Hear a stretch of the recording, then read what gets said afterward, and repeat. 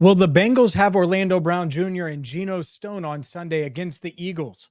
How are they going to stop Saquon Barkley, A.J. Brown, Devontae Smith, and Jalen Hurts? My thoughts on that, the latest injury news, and much, much more right now on Cincinnati Bengals Talk.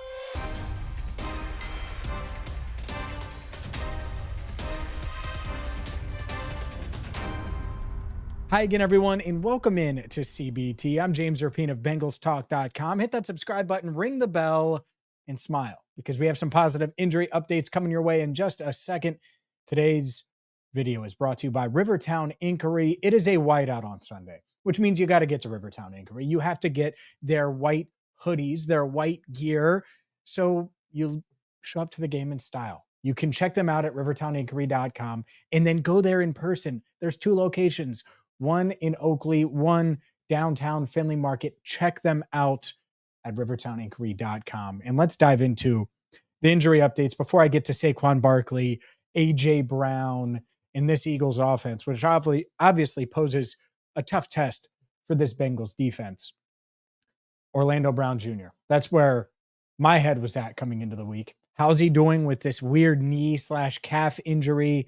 I was told it was a calf, but they're listing it on the injury report as a knee. I've talked to some people in the medical profession, and it could be the top of his calf impacting the back of his knee. Is he going to play?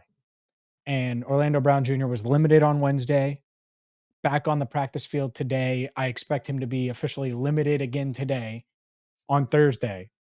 But I do think Orlando Brown Jr. is going to play. I'm confident in saying that. Now, could something change? Sure. Injuries are weird, and this one does seem unique. But I think Orlando Brown Jr. is going to play left tackle, start at left tackle for the Cincinnati Bengals on Sunday, which is just, it is huge. It is as big. That news is as big as Orlando himself because he's playing at such an elite level right now. And losing him against the Browns, it was scary. Now, the Bengals went to quick game. They were able to put some drives together, some touchdown drives, but it didn't feel great. And it certainly didn't feel great going into this week with a Philly front that is going to be able to get after Joe Burrow. In Joe in this offense is going to have to adjust. You want Orlando out there because you want to be able to protect Joe. And so maybe I spoke a little. I don't expect them necessarily to get after Joe consistently, but they have the capability to. So you want to make sure that that doesn't happen. Having Orlando certainly helps that. So huge news. What about Geno Stone? Well, similar deal. I think Geno Stone, he didn't practice on Wednesday, told me after the game, I'm good, and was confident in that. Like sometimes players will say stuff like that, and I'm like, all right, well, let's see. But he was walking under his own power on Monday, talked to reporters again, and it just felt like, all right, he's just really sore. But from what Zach said, what Geno said, what everyone's saying around it, they're comfortable that he's going to be able to be ready to go on Sunday.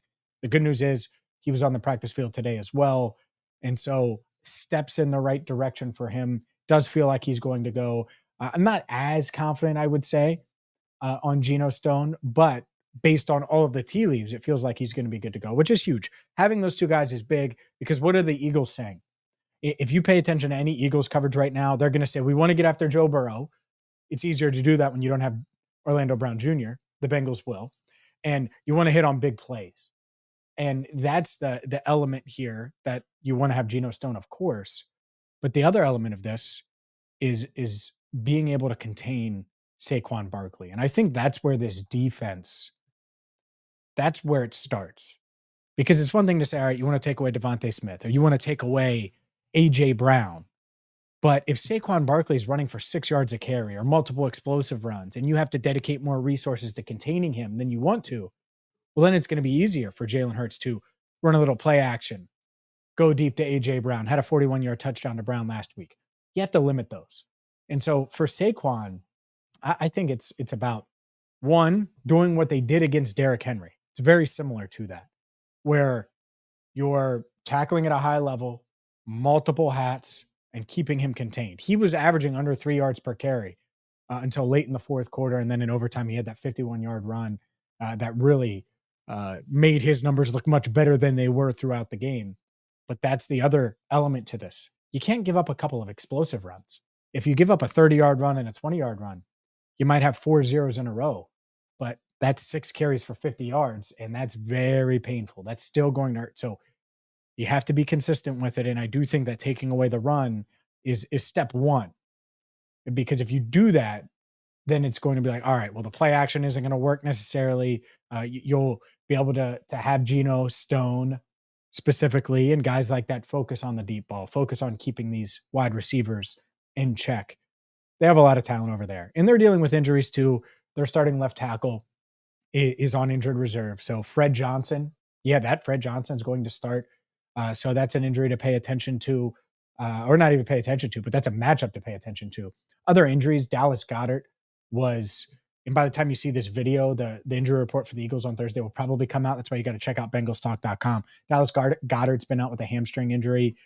Zach Bond, their linebacker, missed Wednesday's practice. So we'll see on those guys. But overall, I think that this Bengals team, they're in a good spot right now to beat the best team they've faced this season. Like get a win over get their best win of the season. Let me figure out how I was going to phrase that. This would be a way to get their best win of the season. And if they could do that, man, oh man, 4-4, 3 straight. Like you can see it. You can see the path with the Raiders coming to town and Marvin Lewis. It sign me up. But it's going to be a tall task because I think of Saquon Barkley. I think of A.J. Brown. I think of Devontae Smith. I think of that defensive front. I think of a remade secondary for the Eagles that includes a guy that we talked about a lot pre-drafted in Quinyon Mitchell. Cooper DeJean is in there as well, playing at a high level. I think that this is a very nice test for both teams because if you're the Eagles, they've beat the Browns and the Giants in back-to-back weeks. The Bengals beat the Giants and the Browns, the same two teams. So both teams have won back-to-back games. Both teams feeling pretty darn good about themselves. But neither team is where they want to be. And that's why this is such a crucial game. If you're the Bengals, getting to 4-4 is just huge to get back to 500 8 games in. At the same time, it's going to feel this way next week too. Like you can't not beat the Raiders next week. And so that pressure, you want to keep pushing that pressure down and trying to climb all the way up out of this hole. And I do think that this defense can do it. I do. It's the biggest test they've faced over the past couple of weeks. But Sheldon Rankins has certainly looked the part over the past couple of weeks. BJ Hill has played at a high level. I think the secondary has settled in. You have guys like Geno Stone with a career day against Cleveland. Bengals career day, just to be clear, because he's first interception, 7 tackles, definitely his best game as a Bengal. Can it continue? Will it continue? We're going to have you covered all week long or the rest of the week. Make sure you check out Enter the Jungle from Tuesday night. BJ Hill, we posted a BJ Hill interview one-on-one with Elise Jesse earlier today. He was teammates, part of the same draft class with the Giants as Saquon Barkley. So some good conversation about Barkley there.